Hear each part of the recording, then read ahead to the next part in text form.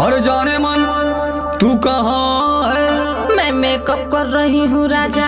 अब जल्दी से बाहर आ जा। क्या काम है राजा? चल रोपनी करे। हाय दैया हम ना जाई। काहे रे कैसन दैया मैया करत हई? अरे राजा ई रोपनी ओपनी हमसे ना होई। तो फिर बतावा ये धनिया की तो से का होई? राजा हिलई में न मन जाए के मोर करेला। तो के कमावे के दाई कुल बीमारी धारेला।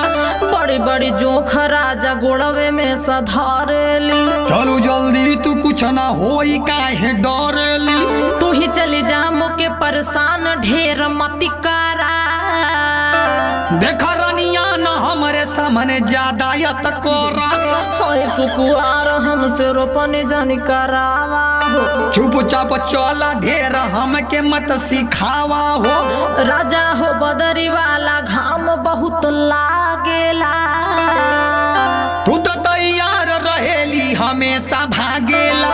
अरे पानी में भिज के कुल मेकअप हमार धोवा जाई। अरे तू साथे रहबू तय मोर रानी हो। दियो हमार ढोआ जाई। बक हम ना ढोआ। रानी हो चला रोपनिया करा दा। डाले के बिया चला खेते पहुँचा दो। हाँ रानी हो चला रोपनिया करा दा। डाले के बिया चला खेते पहुँचा दा। घरे रहे में कवन पावेलू मजा। घरे रहे में कवन पावेलू मजा। हईला हम पापा के पारी न हमसे रोपनिया होई ये राजा। हईला हम पापा के पारी न हमसे रोपनिया होई ये राजा। देखत हई हमहू तू कैसे न करे रोपनिया। जइबू ये धनिया। सैया जी हमके मत ले जा। तू नाही नाही के तनो करबू पर न छोड़ब हो। जय राजा तू घर दुआर हम अगोरब हो। तोहे हम घर अगोरे खातिर ना लियनी हो। तो हम का रोपनी तोहर करे खाती ऐनी हो। अरे मारा खौ की टमारा दे के काहे घाव के ली? पूरा घर भर में खाली हम ही तोह के लौकेनी। हाई मोरा बात एक ठेकान खोल के सुनीला हो। हई महारानी अपन घर के हम के चिन्हिला हो। तो महारानिया नहीं के ज्यादा हम खटाइला। केहू के रोपे के जिम्मा ना हम उठाइला। देखत हई तो हर जबान ज्यादा चलता। करब न काम देखा देह हमारा गलता। अरे नहीं जइबू त जबरदस्ती हम ले जाइब हो। अरे ज्यादा जबरी अगर तू करबा त हम खाना ओना ना बनाइब हो। का कहली हो? जवन सुनला है। मर्द के बात तनी मानाए धनिया। छोड़ा न कइल बहानाए रनिया। अभी त नाजुक हई मोरे सैया। झुके में जाई मुचुक करी हैया। रानी हो अब तू बोलत बारू जागा। रानी हो अब तू बोलत बारू जागा।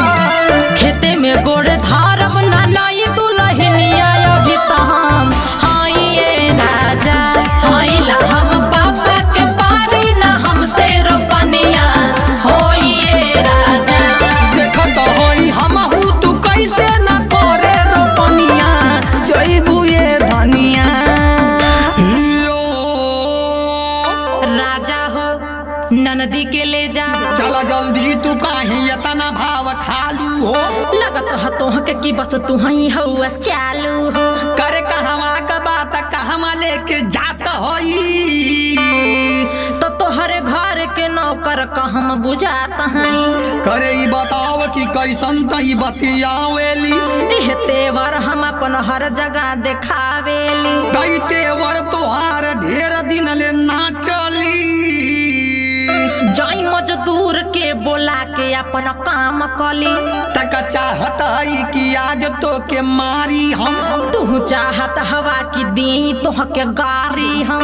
लगत है शुरू से तो है मन बढ़ू रे, तब है रोपनी सोपनी जाके तो ही करू रे। अरे तक काम धंधा से हर बार काहे भागेली,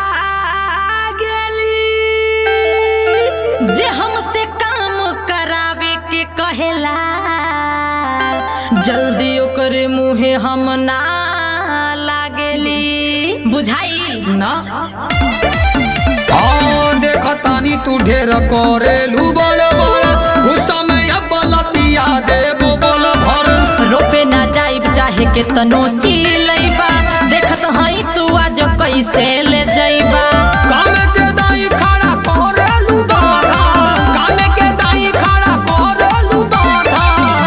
हईला हम पापा के पारी न हमसे रोपनिया होई ये राजा। हईला हम पापा के पारी न हमसे रोपनिया होई ये राजा। यदि न करवैबू तू संगे रोपनिया तो बड़ा पछतैबू ये रनिया। हाँ तो हम फांसी लगा ले, तब चला राजा, तोहसे बढ़ के कुछ ना है।